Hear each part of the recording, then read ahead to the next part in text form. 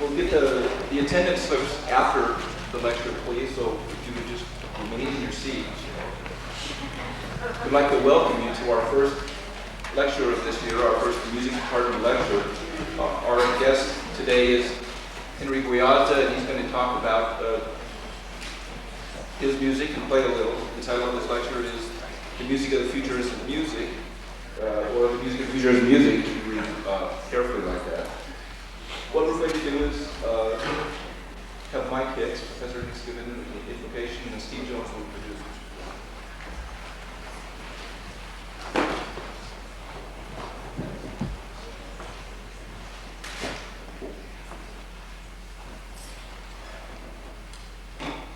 Father in heaven, we're grateful and excited this morning to have our guest Henry Gwiazda with us, to learn from him, to feel the strength and energy of his music, his presentation. We're grateful for our ability to hear and to engage ourselves with the world of sound. We pray that thou will enhance our experience today, keep our minds open, clear, and help us to be thoughtful and to stretch and reach in our powers of perception. We're grateful for this forum, this opportunity, and for all thou hast blessed us with here in the department. We say this in the name of Jesus Christ. Amen.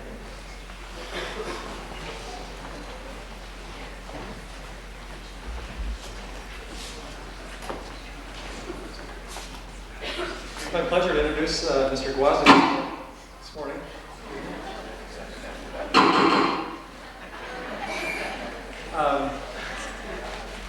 And to welcome you to October. I thought about that this morning. October for me is always a time of change, and I think it's a time of change for us, and that we get back into school and have these opportunities to hear from guests that are coming to us. I think today will be an exciting experience. I had the opportunity to pick Mr. Gwiazda up at the airport last night, and I can assure you that he is someone who will be engaging and thought-provoking, and I think will provide a nice balance to the other music lectures that you'll hear during this semester. My favorite question about his coming was this morning, actually. Is this part of the regular music lecture series?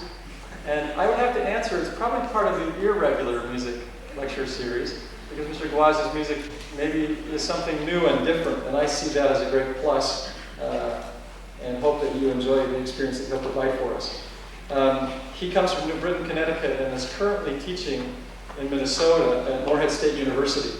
Mr. Gwiazda received a doctorate at the University of Cincinnati in composition, and I think this morning will share with us a little bit of his journey as a composer from those days as a student to where he's at now. He performs, as you can see, on electric instruments and likes to take, with sampling techniques, likes to juxtapose human sounds, urban sounds, animal sounds, all kinds of various sounds, and combine them in new and very surprising ways.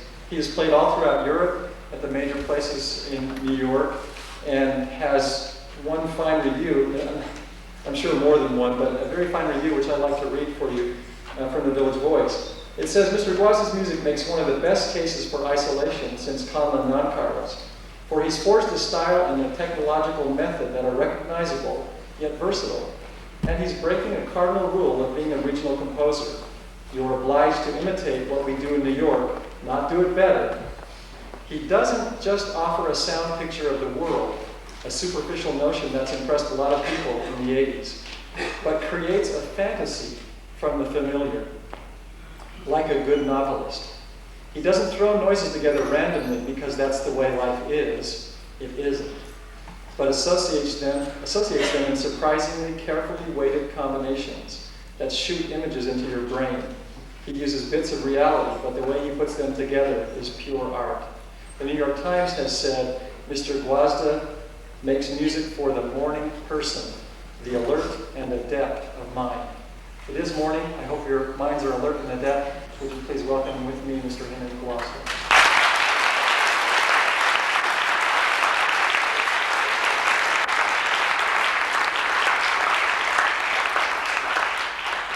Thank you. Boy, was it good reviews.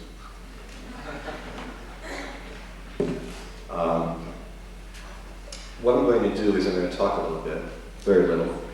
And then I'm going to play a piece for you. And then we'll talk some more about technological things after I play the first time. And then I thought maybe you'd have some questions, and I could stimulate conversation here about something that I've done here or something that you have on your mind. I think that would be wonderful. Let me first give you a kind of a background. I grew up, like Steve said, in Connecticut, and I got into music through rock and roll. How many of you did that? How many of you started music that way? Okay. I played in a bunch of garage bands. Do you know what a garage band is? It's kind of awful. And we were awful. And then I got into classical music, and I had more education, I think, Steve will probably attest to this, than one person should have. I mean that kind of tongue-in-cheek. I went through a lot of conservatory training. At the end of it, and during that period, I kind of divorced myself from my garage band roots. You know, I thought it was kind of beneath me to do that kind of thing. But the closer I got to graduating and getting a doctorate, I began incorporating more and more of that music, that background, into my own music. I began to fuse it with my own atonal style, I guess you would call it. And as I began to do that, I got more and more into that kind of juxtaposition of those two styles. In the 80s, when all this wonderful digital instruments came out, I, like everyone else, got involved into it, and by chance kind of found the sampler, which I still maintain today was made just for me, because it really suited my musical interests. And I began utilizing this and other of the electronic instruments in a performance capacity rather than just on tape. I don't believe that music on tape, and this is just my opinion, of course, I don't believe that music on tape alone is a very satisfying audience experience. I don't like sitting and listening to speakers. If I'm going to do that, I might as well be home. So I started performing my own music and using these samples of sounds that I've always loved. Animal sounds, sounds that you hear every day. Now, there's nothing new with this. I mean, this has been done for a long time. Musique concrète in the 50s and late 40s was involved with this. The difference is the instrument, the sampler which allows you to capture a sound, put it on any pitch, and manipulate it. Now, the reason why the word manipulate is important is because that way the human being can be expressive with the sound, and it seems to me that's the goal of it, or at least that's my goal of it. I also became interested in juxtaposing these sounds, and by that I mean, in the second piece I'm going to play for you, there's a passage where there are cows mooing, and there's a violin over the cows mooing. Now, that's not something that you hear every day. And I found it quite lovely and beautiful. But to me, what happens as an artist when I juxtapose those things, those sounds that you don't hear together, is that they get, you perhaps hear each sound in a completely different way. The other thing that interests me about these sounds is that I consider them musical ideas. In other words, the cows aren't cows to me per se, but they're musical ideas, they're pitch and rhythm that I like to use in a piece. I became interested in a director's work named Robert Wilson. Robert Wilson did Einstein on the Beach with Philip Glass. I don't know if you know that work or not. But Robert Wilson likes to juxtapose images, theater images, on top of each other. He said one time, if you take a boulder, that has a particular connotation to it. If you take a French provincial table, that has a particular connotation to it. But if you put the French provincial table on top of the boulder, then you begin to have something interesting happen. And that's kind of a good analog to what you're going to hear this morning. French provincial tables on boulders and cows with violins. And hopefully it will all make sense. And I'll talk about my technological method after I play the first piece. One other thing I wanted to mention is that during that period, I made a transition from what I would consider an uptown composer to a downtown composer.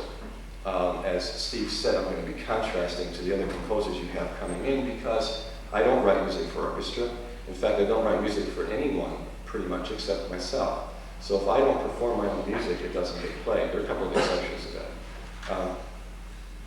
The terms uptown and downtown refer to geographic locations in New York City. Uptown in the late 60s and 70s meant Columbia University, Manhattan School of Music, Juilliard, that were the haven for the 12-tone composers. Still are, actually, somewhat. And the downtown is Greenwich Village and Soho, a space of about 100 city blocks that separates the two musical worlds. The downtown composers were Philip Glass, Steve Reich, Mort Feldman, Lamont Young, and others who were doing a completely different kind of music. Anyway, in the 80s, I found myself becoming more and more aesthetically interested in not necessarily the minimalists, because my music is like the antithesis of the minimalists, but rather some of the things that were happening in downtown New York, which is that composers performing on electric instruments. Much of that music was improvised, and still is, although it's kind of moving away from that now. My music is not improvised at all. What you're going to hear today is completely notated here, and afterwards, if you're interested, or tonight, which I should remind you the concert is at 8 o'clock tonight here, so cancel all your plans and come here for the concert. Steve's going to take everybody out afterwards, so. That's on Henry's credit card. Thanks, Steve. Anyway, it's not improvised, and if you're interested in it, you can come up and take a look at my score and see how I've notated things. Okay, one last thing before I play. I should stop talking. It's hot in here. When you listen to this piece, a couple of suggestions. Listen to the sounds as they come at you. In other words, follow the new sounds as they enter, rather than sticking with the sound that has already been in the texture, okay? I think that might help you through the piece a little bit. Another thing is some people find it distracting watching me while I'm performing. So you might try, if you feel distracted, closing your eyes. And you'll find, I think, anyway, you'll find that it's a different experience. So you might try that. Some people actually find it very interesting to watch me, so that's up to you. In closing this first part, I'll say that I don't have, like much electronic music these days, I don't have a technological agenda that I'm working with. In other words, I'm not interested in necessarily finding a particular technological thing that is nifty and then writing a piece around it, but rather, as I've said, with all this preface, I have an artistic agenda. And I make these things do what I want them to do.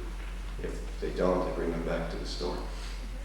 So I kind of beat them with hammers until they do what I want them to do. Sorry, it's not quite that easy. This first piece is called Afterglow, and it is about tools and technology. You're going to hear sounds, all kinds of tools, all kinds of hammering, technological tools, musical instruments, which are ultimately tools, I suppose. And then the result of that, man's obsession, both good and bad, with tools and technology. And after that, we'll talk some more.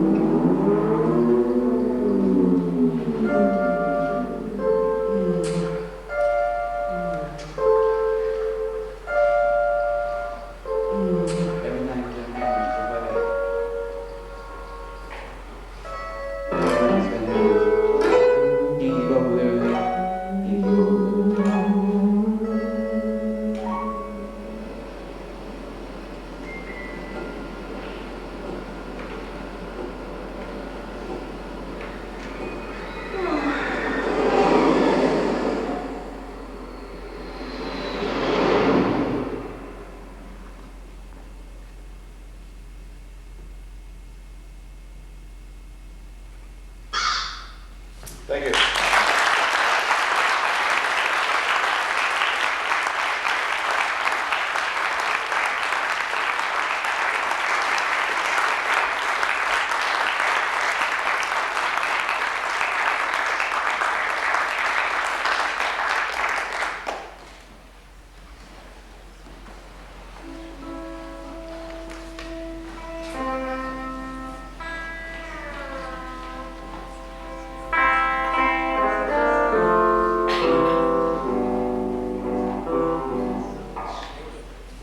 Thank you. Now that was something different, wasn't it?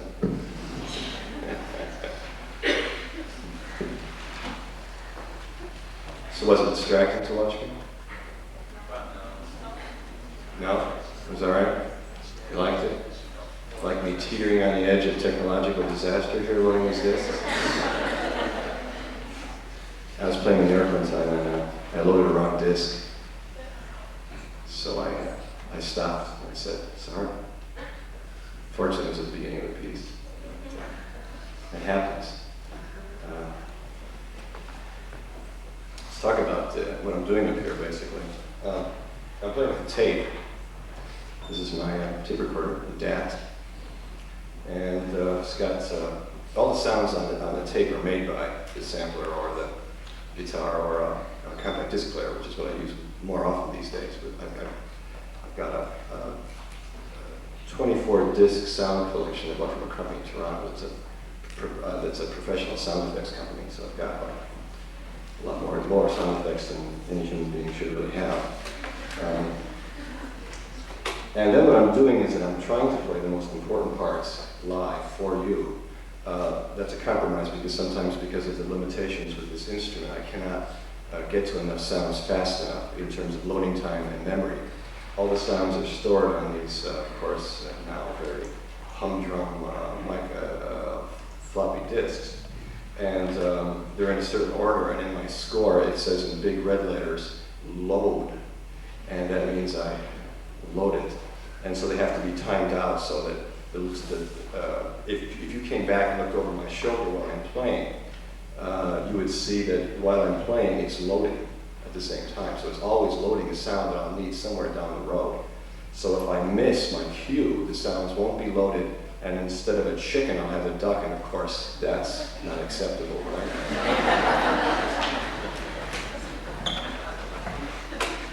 Which has happened. And then this is in Sonic EPS, the only sampler, I think, Steve, right, that will load while you're playing. The only one in the world. Not this one, but this particular kind of sampler. It was also made for me, I'm convinced. Other samplers, you have to wait while it's loading a particular sound to it. That's going directly into the mixer. The guitar is going through a pitch transposer. That's what this is. And going through the ubiquitous distortion pedal on the ground, which is lime green in color. Yeah. And that's it. That's all there is. And I'm listening to the tape, and I'm listening to the cues. And when I hear a cue like cow, I come in. And you can take a look at the score and see how simply it's notated, really. It's very, very simple. Some people look at it and say, how could you possibly read this? Other people say it's very clear, so I don't know. That's up to your perspective, I suppose. Did it make sense to you? Or was it chaos? Complete, utter chaos? Just mumblings I hear. Okay. It makes sense to me. What I do is I get the sounds and I work on a 4-track tape recorder. And I put the piece together that way. And then when I finish that, then I go through and say what parts can I and would I like to play live. I extract that, I mix it down so it's kind of music -1, and then I practice like crazy to get it like the tape so that you can't really hear sometimes what's live and what's being played on tape. And if that's the impression, then that's fine with me. Some people are disconcerted with that, but nevertheless. This next piece I'm going to play for you is called Man Eating Chips, Listening to a Violin.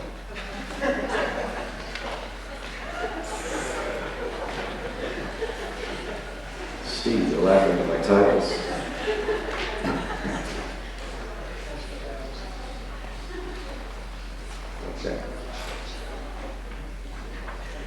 I guess if I was an uptown composer, I'd have some other name for it, but I won't get started on that ever, guys. The original title was Man Eating Chips Listening to a Violin in the Rain on a Train, but I thought that was entirely too long. So what you're going to hear is, you're going to hear a man eating chips,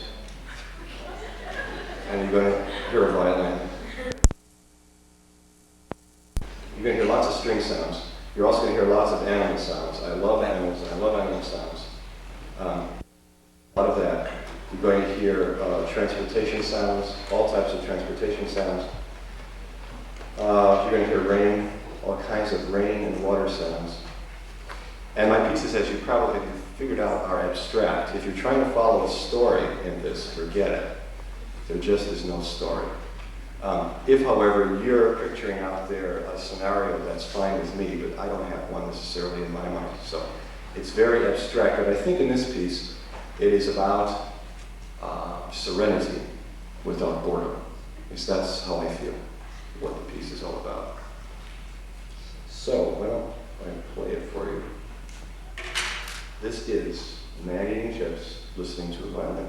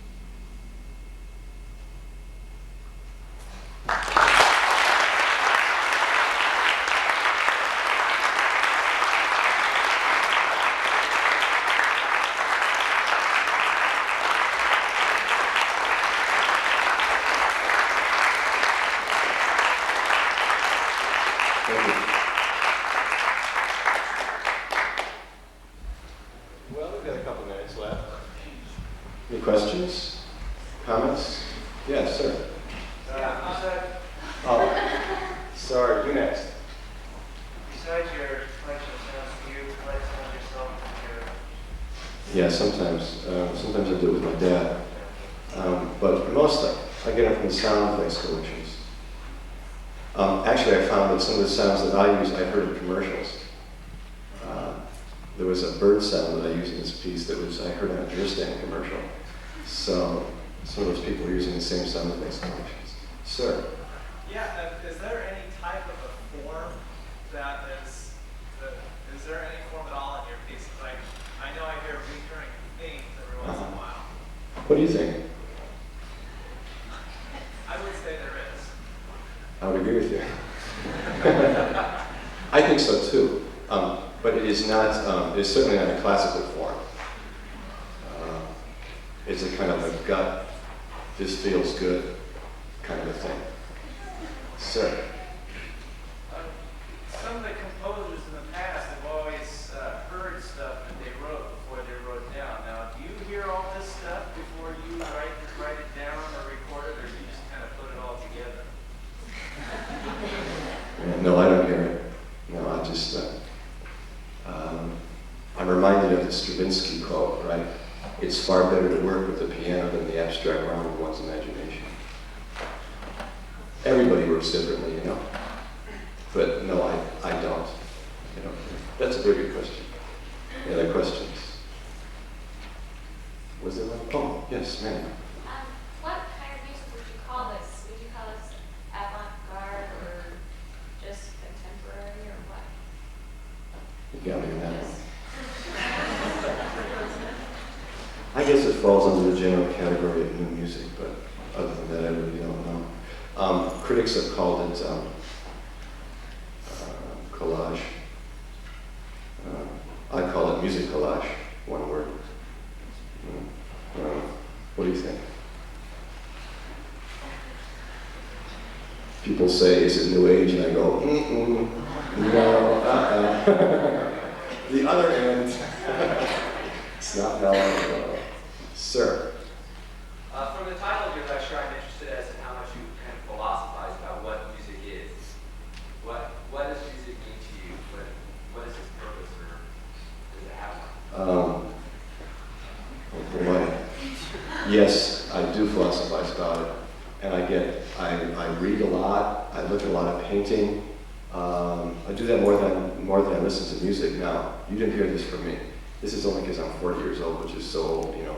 And so I've heard all this stuff, and now I get very much influenced by the other arts. And I think one of my ideas about music is that beside it being a human expression, to be able to express things that hopefully have never been expressed before in quite that way. That's one of my goals. Two is I think through any creative art, we're given that creative capacity to discover ourselves and the universe and the world in which we live in, which is such a wonderful place.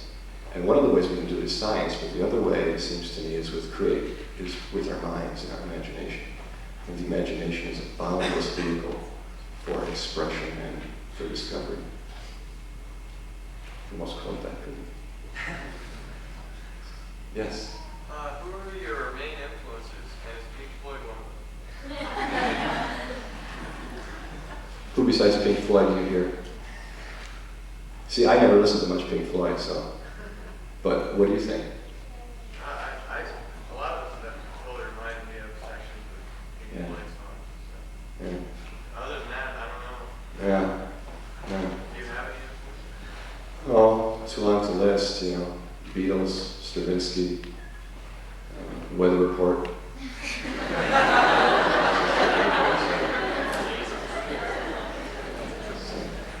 But a lot of people say that, though. A lot of people say that. Yes, ma'am? The last piece that you put there, Yeah. you labeled as sort of like serenity Yeah. without boredom. Yeah. Was that your idea going into the piece, No. creating it, or it just came out that way? Came out that way. Yeah. And how did you perceive it that way? Why did you? Why do I perceive it that way? Yeah. It seems to be headed towards that end section where everything is just so peaceful, you know. And I didn't plan it that way at all. The piece just went there. I usually get my titles about 2/3 of the way through the piece. Did you apply it to life? Did you Yeah, I think so. Yeah. Because I get bored real easily.